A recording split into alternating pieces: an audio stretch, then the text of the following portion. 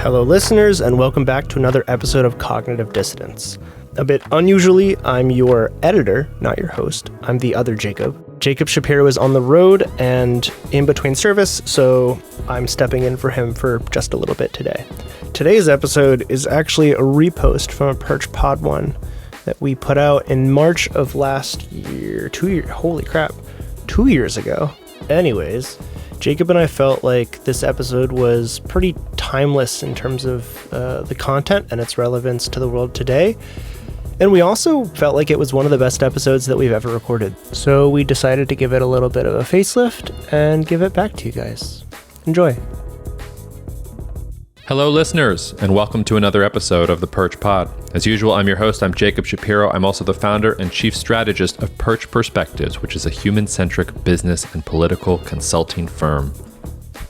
We've got a real treat this week. Bethany McLean, who is the author of Saudi America most recently, and that's the book that we mostly talked about on the show, but also the author of other books.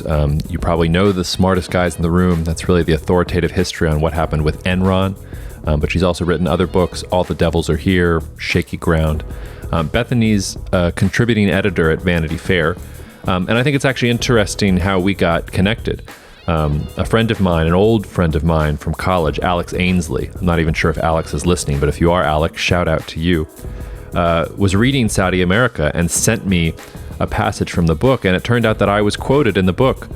Bethany had taken a passage or a quote from my old work at Geopolitical Futures, and it was right there in Saudi America. So I looked Bethany up on LinkedIn, and I got her contact information, and I sent her a message and asked her if she'd come on the podcast, and she said yes. So I just want to say thank you to Alex for sending me the passage, and thank you for Bethany for being willing to respond to a cold email like that and for coming on the podcast. I was excited before Bethany came on, but I'm doubly excited now because I think this is one of the best episodes we've recorded.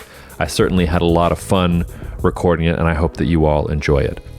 Bethany, thanks so much for coming on the podcast. I've read Saudi America and The Smartest Guys in the Room in the last month. So I feel like you're a friend of mine now because you've sort of been a part of my life for the last month, but it's nice to sort of meet you, well, I guess sort of in person, right?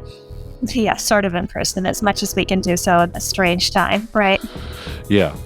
But so I wanted to ask you on to talk specifically about Saudi America because there's so much involved there with geopolitics and intersecting with the United States and oil. All that stuff is sort of in the wheelhouse of somebody who has to deal with geopolitics, and you had a great perspective on it. To start with, though, I just want to sort of lob a softball up and also help the audience along.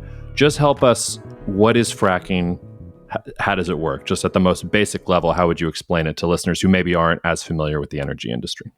So fracking is actually a combination of two techniques that have been sort of shorthanded into the word fracking. And some in the industry detest the word fracking because they view it as pejorative, as an invention of those who were a word coined by those who were opposed to the practice.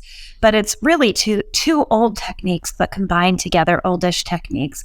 One, which is hydraulic fracturing of wells, which is pumping a lot of substance into a well in order to try to get it to eject more oil or gas.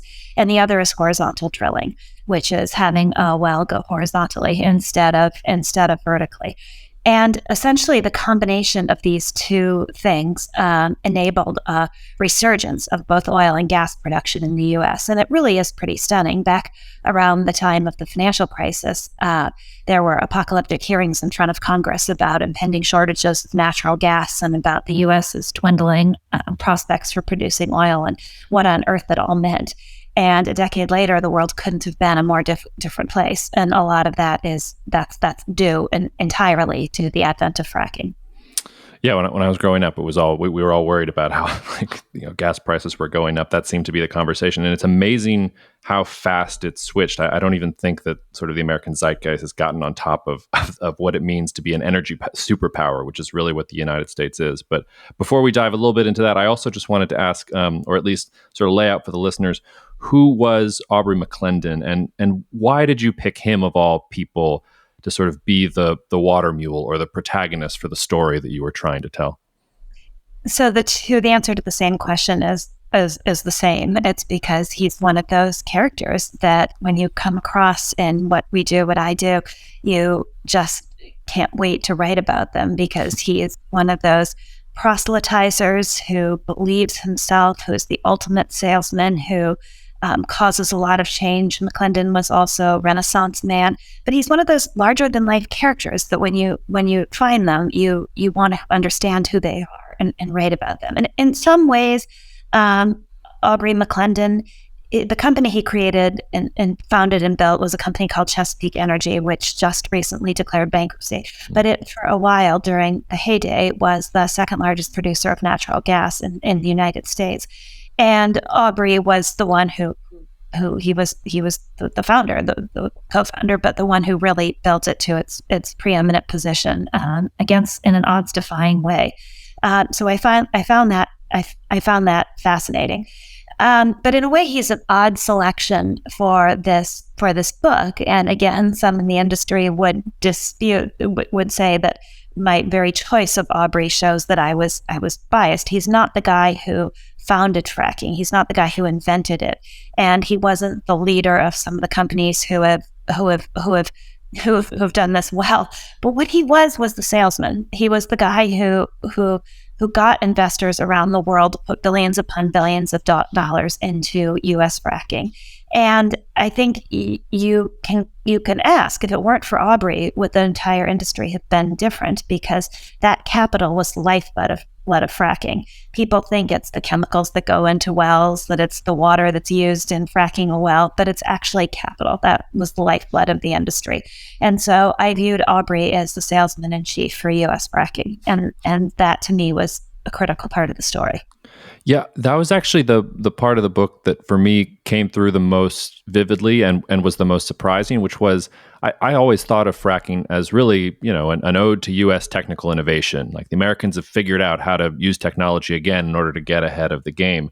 And really, I think one of the central premises of your book is that, yes, like, there were technological innovations and it was incredible, but really this was about it was really an after effect of the 2008 financial crisis and years of extremely low interest rates that happened to produce a perfect capital environment for this very capital intensive technology to actually be useful. Because if the market had sort of been, I don't want to say working in a free way, because I don't think the market ever works in a free way, but if the market had sort of been in normal pre-2008 conditions, it wouldn't matter how charismatic Aubrey was. Nobody was going to pony up the level of capital to go into it. And that still seems to be the case. Is that a fair reading? Yeah, I think that is a fair reading. And that's what made me so interested in it too, because I started actually as more of a fan of fracking, honestly. And it's odd how much the work on the book changed my mind. But I saw it the way you did, is this incredible technological innovation that had unleashed transformation in America. And I thought, I was a little skeptical of environmentalists who criticized it, because I thought, well, you're plugging your beautiful Apple iPhone and your electric car into something that requires electricity. Don't all of us who live on the coast or in cities where we're insulated from what it looks like to produce energy pretend that we don't need to care about it, that we don't care about it, but we actually have to. Anyway, so I saw some hypocrisy in all of that. But Aubrey, but it was a question of money in the end. And we had come across this paper written by the Energy Institute at Columbia that said basically the key ingredient in fracking was capital. And if it weren't for the 2008 financial crisis and the resulting era of low interest rates, you can question how big fracking ever would have become. So the story is as much a financial one as it is a technological one, if not more. And I do think to some degree that's still true. One of the promises when I wrote my book was that the technological innovation was going to continue. And even though it wasn't profitable net at the current time to frack, technological innovation was going to make it insanely profitable. And you know what? That's still a possibility, but thus far those innovations haven't proven out. Many of them actually backfired. Yeah, once we start getting into the land of this is all going to work, once we've discovered the thing that we haven't discovered yet, it starts feeling weirdly like Theranos or something like that. That's so well said. But yeah, there was actually one statistic in there that jumped out at me that I even wrote down for my notes, which was that I think it was Goldman Sachs or somebody was saying that it was going to cost $58 billion just to keep production levels at their current level in 2023. And that was kind of mind-blowing. And when you look at the way markets are now freaking out over interest rates now hitting 1.6%, everybody's freaking out. If interest rates ever actually really started running up, which eventually they will, maybe it's 2 years, maybe it's 8 years, who knows, in the post-COVID economy, it feels like that's the stopwatch on the fracking industry, because as soon as that actually start happening, all the things that you laid out, it doesn't make sense unless, like you said, they get some miracle beamed into their brains. Well, the stopwatch has already run out in some ways, because even before COVID came along, investors were losing patience with fracking companies, and the mechanics that had made the whole thing work had broken down. And the mechanics that people say, well, wait, this is unprofitable. Well, then you have to be wrong, because then no one would fund it, because then no one will make money. And I say, no, there are lots of ways for people to make money off business that is fundamentally unprofitable. See Exhibit 1, the subprime mortgage crisis, right? A lot of people made money out of something that was fundamentally destructive and ultimately extremely unprofitable. The same is true of fracking in the sense that it was sort of a game. A private equity firm could essentially fund a fracking startup where people would assemble land, and then that private equity startup would get sold to an already public company. And investors in the public market were willing to buy the company's stock because they believed the promises that eventually this was going to make money. And it was growth at a time when very few things were growing. So it's almost kind of like an internet startup game where you say, well, it's losing money, but it's growing really fast, so I'm going to pay a lot for this growth. And debt investors were willing to fund it because they said, wow, I can get slightly higher returns on this debt than I can on safer debt. So yes, I'm willing to buy the debt of these companies in this ultra low interest rate environment. And so the private equity people could make a ton of money because they'd fund this company and then they'd sell it to the public company. And the people along the way could make money, even though the enterprise itself was fundamentally unprofitable. But that started breaking down, even, as I've said, even before COVID, because investors in the public equity market started to say, wait a minute, this is never going to work. And you guys are getting rich and executives are getting rich, and we're going to get left holding the bag, and we want to see returns before we're willing to invest anymore. So even even the debt markets were starting to get suspicious. And even in the run up to COVID, the funding had slowed way down. And then with the oil price crash in the wake of COVID, it basically all came to a stop. And so the question is, then what happens now? You've obviously got much higher oil prices, which would make some fracking profitable, but not at the scale that it was before. And it's still unclear whether investors are willing to come back to the market. So we're at an interesting inflection point right now, I think. Yeah, well, and that gets to the whole sort of crux of the issue, which is the reason we have high oil prices is because the Saudis want there to be high oil prices, and they're reducing production in order to keep the price artificially high. And that's one of the reasons I said that thing about Americans not really understanding the zeitgeist of what it means to be an American superpower, because it was around this time last year, I think it was right before COVID got nuts, where a lot of these shale companies were presenting to the Texas Railroad Commission, which, for listeners, they regulate energy in Texas, not the railroad. It's confusing, but whatever. And they wanted them to limit oil production. And all the free market, folks were out in force saying, "Oh, this is terrible. This is communism. This is this, that, and the other thing." But there was one great quote from some older gentleman. I'm forgetting his name. I apologize. I'll have to go put it in the intro. Where he said, "No, it's called pro-rationing. We did it from 1950 to 1972 when the U.S. was an energy superpower. Just everybody who remembered how to do it is dead." And that's really the only answer when you're trying to get the price up, is to have the government come in and say, actually, no, there's a cap on production. And it was strange to me to see those fracking companies appealing to governments and government regulatory agencies to do that, and then getting dismissed by the same people who would usually support them. It's a whole interesting mix, isn't it? Yes, it is. And I find that fascinating too, because it actually would have been in many ways in fracking companies' best interest to limit production and get a higher price, because then they could have made money on the oil that they did produce. And certainly for the environment, it would have been a lot better, because one of the really disgusting things that happened is as fracking really took off was that a lot of the natural gas that came out of wells was just being flared, meaning burnt off into the sky, because there was so much of it, and because natural gas prices were so low as a result of the surplus coming from fracking, nobody could make money on it. And when you think about that a substance that only a decade earlier was precious, and we were so worried it was in short supply, was now just being wasted at great environmental cost. It really is quite astounding. I won't use a more pejorative word. I'll just stop at astounding. So it would have been in their best interest, actually, to limit production. But then it becomes a fascinating thing about when, which is a question raised by the pandemic too, is when does our purportedly free market, which I agree with you isn't really free, but when is it counterproductive?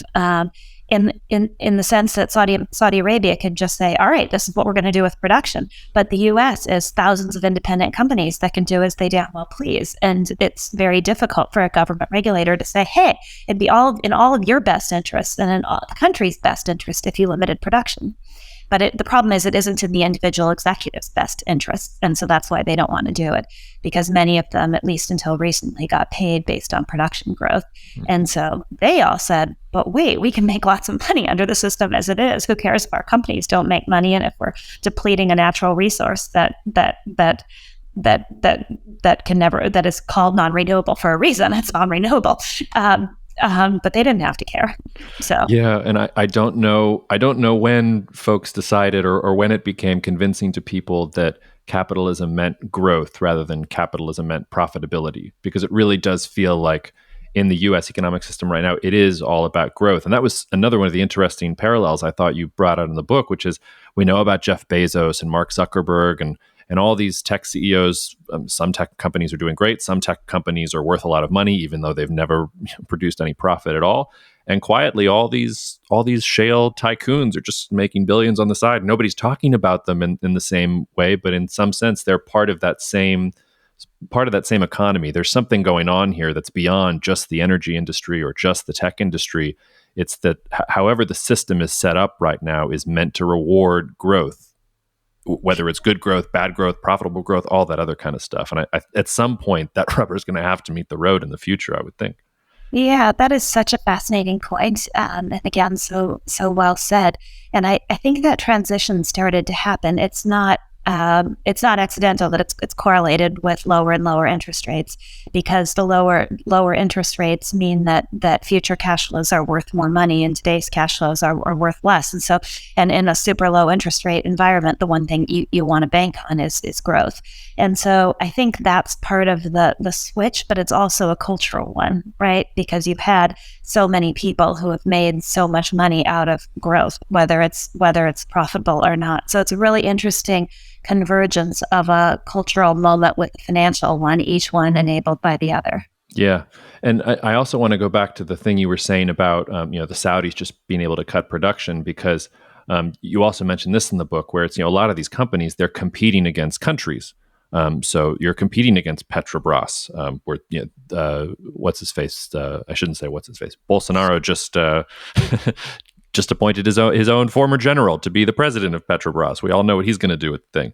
Aramco is Saudi Arabia. Rosneft, okay, Russia's an enemy. You can expect them to oppose you. But Brazil and Saudi Arabia are two of the U.S.'s closest partners in the last couple of years. And the state-owned oil companies don't care at all about the shale producers, or they actually probably want to cripple the U.S. oil market. So there's this interesting thing here where the geopolitical relationship might tell you one thing, but then when it actually gets down to the industry level, things are bad. And the reason I wanted to bring that back was because I feel like one of the threads that kind of pulls throughout the book, and I can't tell which way you come down on it. It almost feels like you're having a conversation with yourself at times about it, but it's whether energy exports are a good thing for the United States or not. And it seems to me that this gets back to the sort of cultural understanding or awareness of what power or vulnerability energy has, because all the countries that I just named and all the countries that are dependent on oil exports, it's usually not good to be dependent on oil exports. We're in a market that's fundamentally oversupplied too now, so it's even worse than it was before. And it just seems to me that actually, if you're dependent on selling oil, the consumer might have a little bit more leverage than you're willing to realize than the actual producer. So what if I threw all that at you? So where do you land on whether and how export should be part of what's happening with oil, natural gas in the United States? Well, first of all, yes, you are absolutely right. I do have a lot of conversations in my own many things. As a matter of fact, I have to be careful that I don't start having them out loud as I'm walking down the street or otherwise in public places. But anyway, so it really is fascinating because as a result of, back to your point about the free market, that there kind of is no such thing. There was a ban on oil exports since the 1970s when America first began to worry about its dependence on foreign oil. And that the fact that there was a ban on oil export flies in the face of everything anybody might say about the free market, right? And that got overturned actually in the final days of the Obama administration of all things. And it's another fascinating element of this that we can come back to if you want to, which are the politics around shale, because the Obama administration was every bit as supportive of it, if not more so than the Trump administration was, oddly enough. But it got overturned in the final days of the Obama administration as part of the omnibus spending bill at the end of 2015, and nobody even really noticed it was happening. It just was sort of snuck into the final bill, and nobody paid attention to it. And it's this momentous change in policy to allow oil exports. I talked to the lobbyist who had orchestrated it, and he said that after it passed, everybody left town, and he went out for a Manhattan and a steak by himself because it was viewed as so not important. You're right that I am mixed about it, but I'm probably less mixed now than I think I was. On the one hand, being able to export natural gas certainly weakens Russia's stranglehold over Europe, or at least it theoretically should. Because Europe is so dependent on Russia for its natural gas. That's a geopolitical nexus or hotspot or whatever you want to say. And so the idea that the U.S. could export its natural gas to Europe and therefore free Europe from its dependence on Russia is a really compelling one. One that is more difficult to realize in actuality than it sounds, because exporting natural gas, it is after all a gas, is really complicated and really expensive, since you have to build LNG stations, the huge multi-billion-dollar facilities to both convert the natural gas into a liquid and then reconvert it into a gas. And right now, that is not happening. Wasn't happening at nearly the speed that people had projected. But there is something compelling, and it is really expensive, and it makes American natural gas quite a bit more expensive than Russian natural gas. But there is something compelling about that. I mean, I am an American, and there is something compelling about that.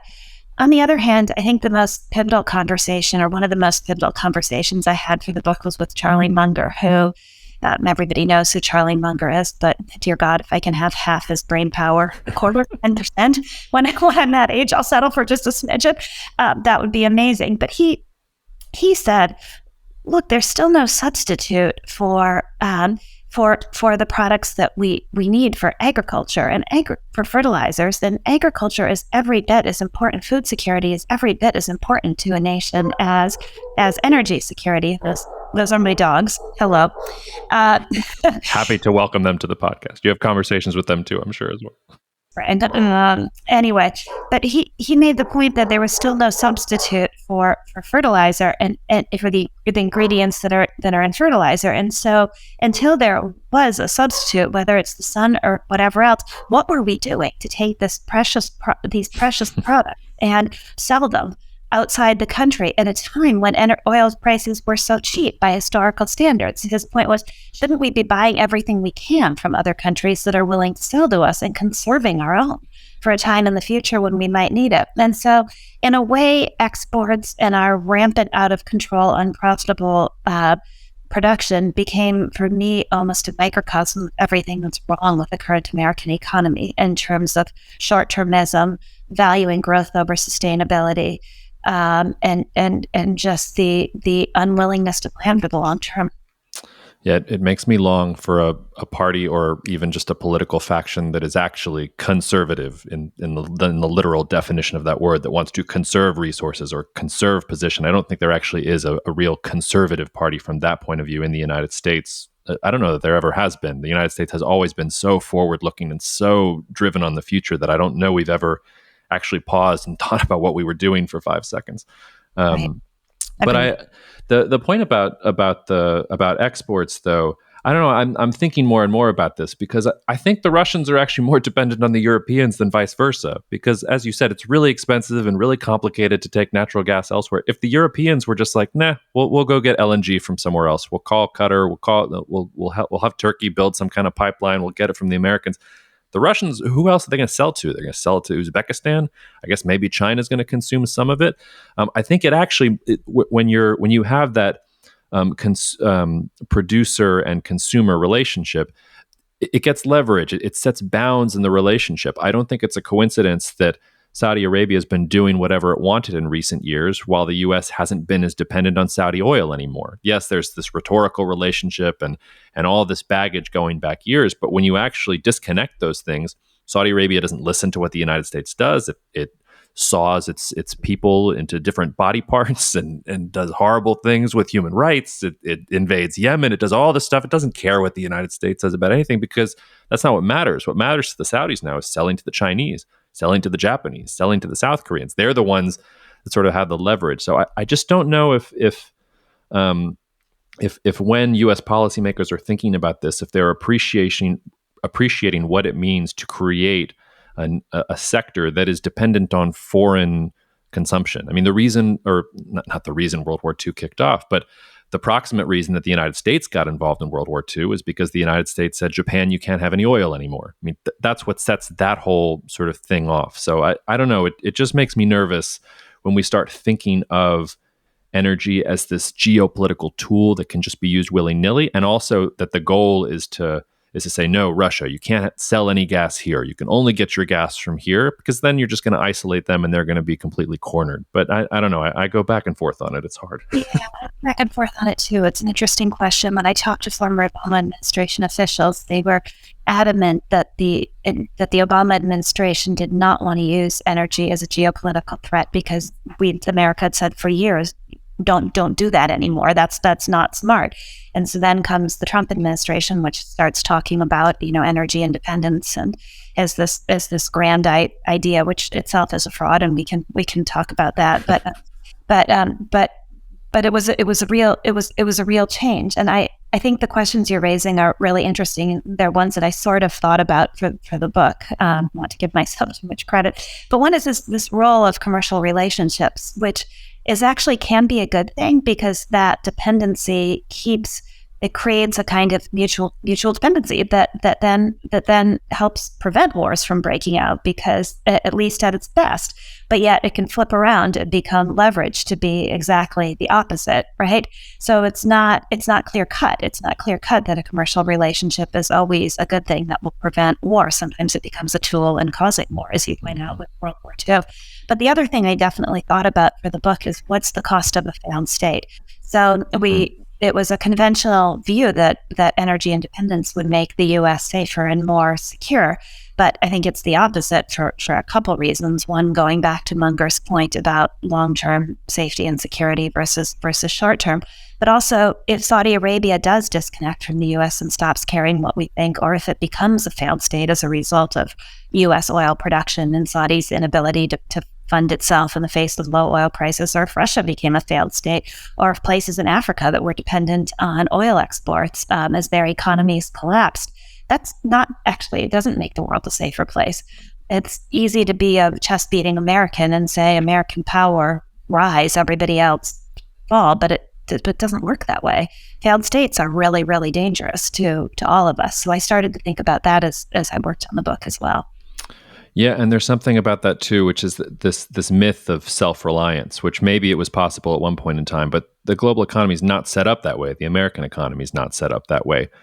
So maybe you can be energy independent technically, but you're never going to be independent for everything that you need. Even if you're going to do solar, if everything's going to be solar and wind, you're still going to need rare earths, and we don't do rare earths here right now. So you're going to have to go and get them in environmentally unconscionable ways in places like Chile or China, anywhere else.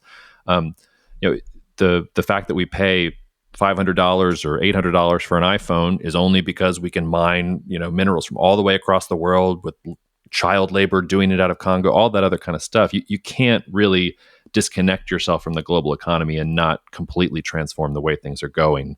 And there's something in the American psyche about wanting that self-reliance, not having to depend on anyone, whereas American power really is actually built on the idea of connecting everyone. Everybody gets to play by the same rules, and as long as we can all, sort of participate together in a reasonable way, everybody's going to be enriched. That's actually how American power has been sustained. And yeah, it's been interesting. It started in the Obama administration. It was interesting to watch it continue in the Trump administration, where we sort of got into a defensive crouch and just said, no, we don't want to be out in the world. We just want to be ourselves. We want our own energy. We want our own this. It's just not a realistic viewpoint, I think, if you want to maintain the U.S.'s position and quality and standard of life in the world right now. Yeah, it was funny to me. That was definitely an intellectual journey of sorts, at the risk of sounding completely full of myself, but that I went on during writing the book, because I started thinking energy independence was a real thing, and wasn't it this grand notion that we could produce all the energy that we needed. And then as I started to think about it, I thought, but oil prices aren't set by the Texas Railroad Commission anymore the way they were in the days of in the heyday of American oil production. They're set on global markets. And so there's no such thing as energy independence, because the price that Americans pay at the pump is always going to be dependent on something happening around the world. And so this concept doesn't exist. And then I thought more, if energy independence is created by production that is fundamentally unprofitable, and so in and of itself, it's dependent on flows from the capital markets and on the willingness of global investors to fund an unprofitable enterprise, then that's not independent either. It's completely dependent on the appetite of global investors, on where interest rates are, on what other investment opportunities are available.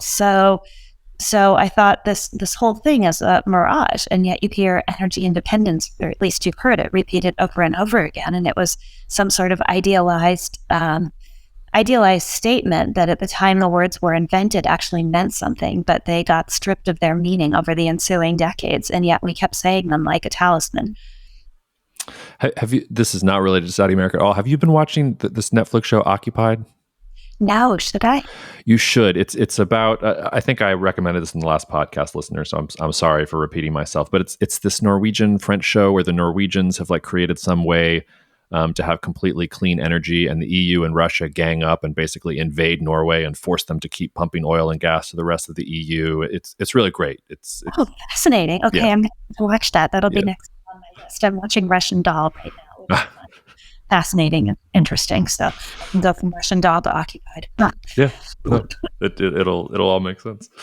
But yeah, but back on track. Before we sort of talk about some other stuff, I wanted to zoom out and just ask you. So, what do you think about the future? You actually laid out 3 scenarios from IHS at the end of the book. One of which was called Rivalry. It was this free market of energy sort of future. Autonomy was another one, which was basically a rapid shift to renewables. And then the third was Vertigo, which was this boom bust cycle that prevented a transition away from a less carbon intensive economy. The book came out in 2018. It feels to me like we're in Vertigo. As somebody who does geopolitics for a living, I see the boom bust cycles. I see countries like India and South Africa still dependent on coal, have no incentive to move to anything else in the short to medium term, especially with how volatile international politics is becoming.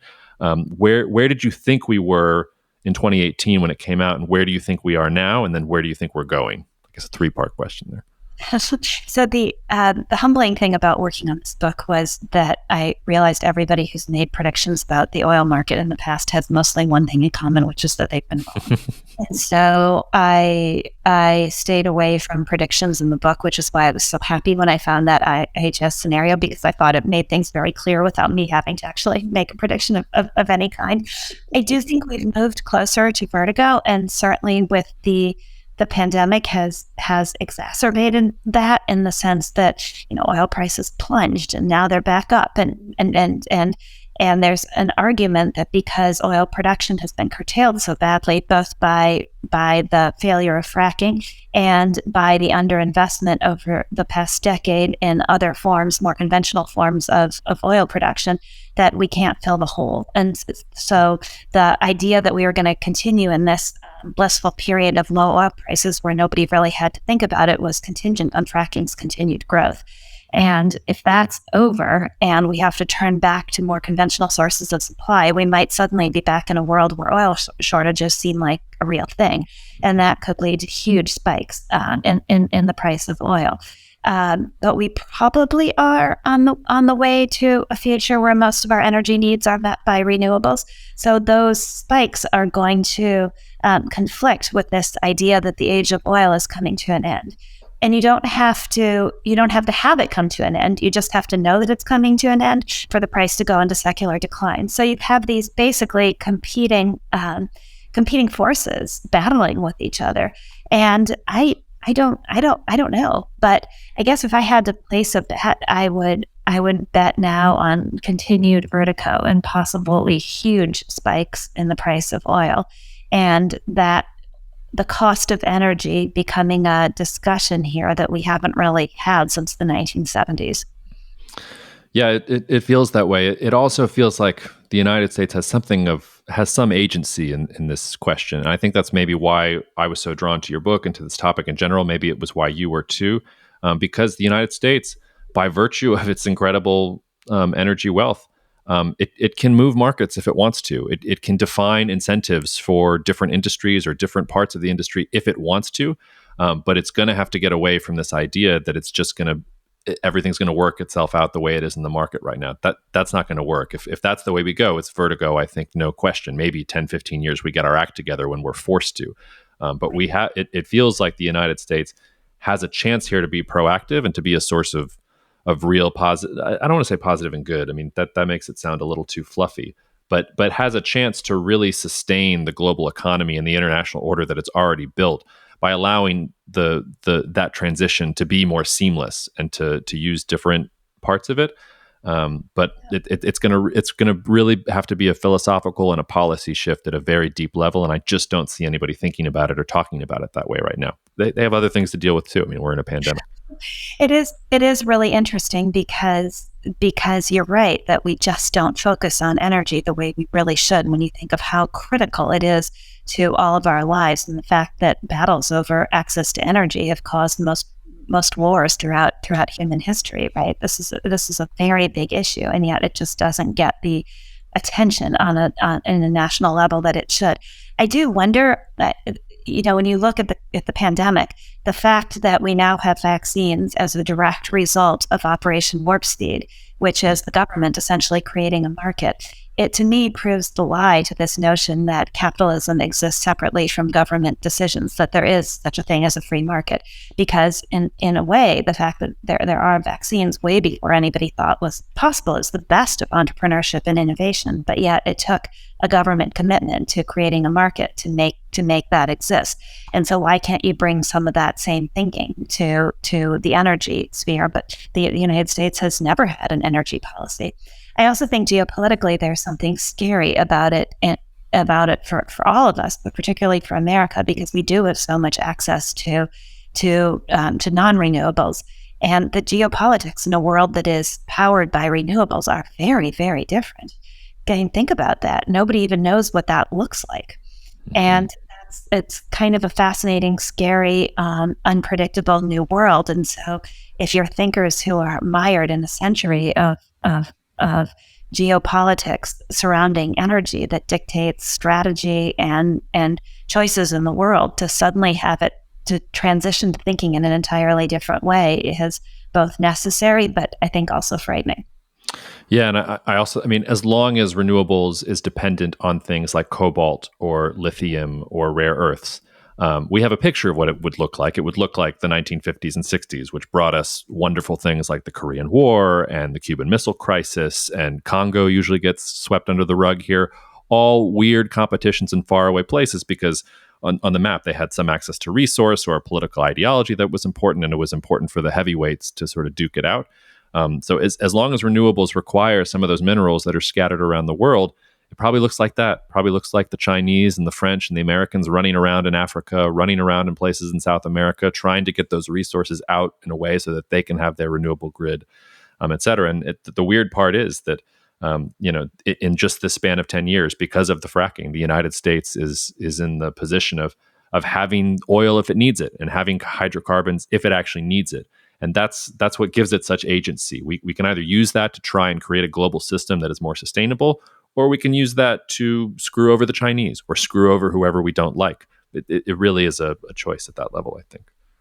That's really interesting. And yes, and I think there is also the subtext of what you're saying is that there is this rosy renewables aura where we all think, isn't it going to be a better, prettier world once renewables have eclipsed non-renewables? But, maybe not. When you think about that scramble for rare earth materials and the ugliness involved in acquiring them and mining them, and the waste produced by making solar panels, there is room for a policy that thinks about all of that and creates a nuanced mixture of energy sources that doesn't lead to a really ugly fight over rare earth materials.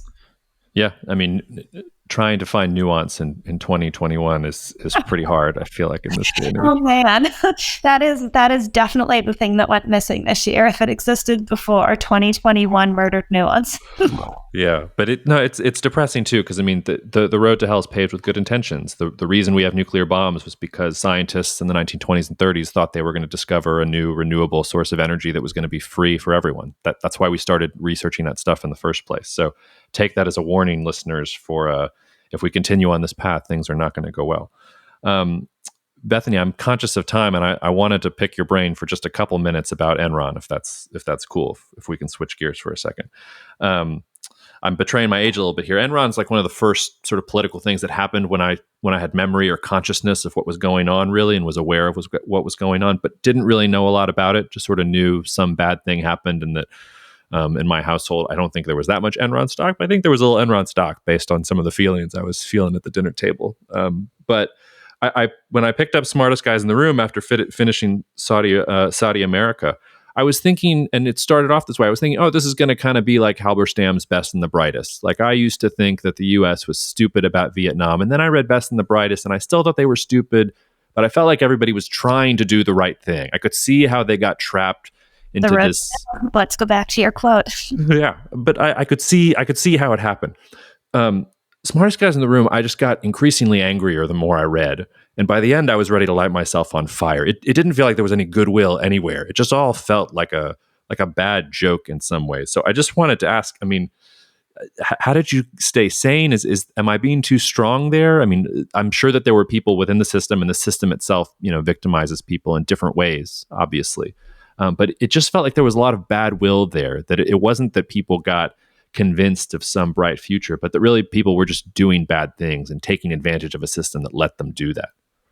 That's interesting. I don't know. Maybe I'd become, oddly enough, maybe in the almost 2 decades since I wrote that book, dear God, and I've become more forgiving in some ways, maybe because I've seen so much more. And so if that was my attitude at the time, it is less so now. And that it's your quote again, the road to hell is paved with good intentions. I do think there was a lot of fervor to change the world at Enron, but it was mixed in a particularly American way with a desire to get rich now. And so when those two things combine and people can delude themselves that they are making money for a grand cause that is revolutionary or changing the world, I mean, see Theranos, that's the most dangerous form of self-delusion that there is. And I think that's what pervaded Enron was that combination. And I guess I think it leads to a great deal of damage in the world, but I get it from the human perspective because it happens time and time again in forms both small and large, that we mistake we camouflage our own ambitions to ourselves in this greater sense of societal good or revolution so that we can justify terrible things that we're doing while lining our own pockets. And it's the story that plays out time and time again. Yeah, one of the questions I had written down, and then after I wrote it down, I realized it was a stupid question, which was, I wanted to ask you if you thought there could ever be another Enron sort of type event again. But then I was like, well, but we had the 2008 financial crisis, and then we had Theranos, and I'm sure we're going to have 3 others, with all the stimulus that's come through. Somebody's going to misappropriate that or use it in some kind of fraudulent way. So it sort of feels like we haven't actually learned anything either from Enron, that the lesson is not taking.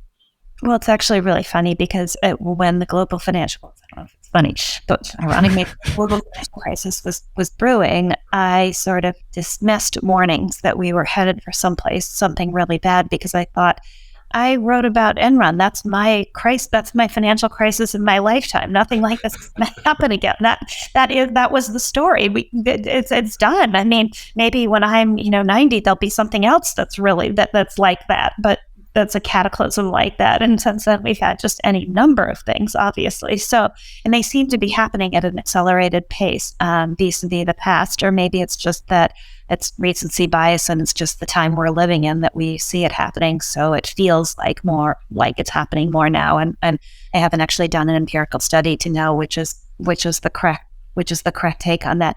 But for sure, I think the forces that created Enron are the same ones we've been talking about now. Short-termism, for sure, which still pervades our system to a shocking degree, despite the fact that we've been talking for at least 2 decades about how damaging it is. This idea that visionaries can be excused for all of their moral failings, and that we can't ask questions of visionaries because they're so great and grand that they'll figure it all out. I mean, that's Theranos, that's Elon Musk to some extent, and that's still an open question how that plays out. But no, I don't think we've learned any of the lessons from Enron. Great. That's the exact uplifting note I was hoping to close on. That's wonderful. And we still have plenty to talk about, and I still have plenty to write about. I mean, can you imagine how boring a world it would be if everybody functioned as they purportedly should? Well, I'd sign up for a little bit more of a boring world. I think we've had all the excitement we can take for a while, and we'll do there. But before I let you go, what are you working on next? What's on your mind right now? Joe Nocera, my longtime colleague who edited the Enron book and who I wrote All the Devils Are Here With, and I are doing a book on the pandemic. And it is less a blow-by-blow of the Trump administration's failings and more of an economic look at the factors that hindered our response to the pandemic, what went wrong, what went right, and the fundamental changes that we're going to come out of this with. Okay, well, you'll have to agree to come back on and talk about that when that book comes out. I would love to. This has been fantastic. Thank you. Thank you so much, Bethany, for taking the time, and we'll see you again. Cheers. Yes, be well. Bye. Thank you so much for listening to the Cognitive Dissidence podcast, brought to you by Cognitive Investments. If you are interested in learning more about cognitive investments, you can check us out online at cognitive.investments. That's cognitive.investments. You can also write to me directly if you want at jacob@cognitive.investments. Cheers, and we'll see you out there. The views expressed in this commentary are subject to change based on market and other conditions. This podcast may contain certain statements that may be deemed forward-looking statements. Please note that any such statements are not guarantees of any future performance, and actual results or developments may differ materially from those projected. Any projections, market outlooks, or estimates are based upon certain assumptions and should not be construed as indicative of actual events that will occur.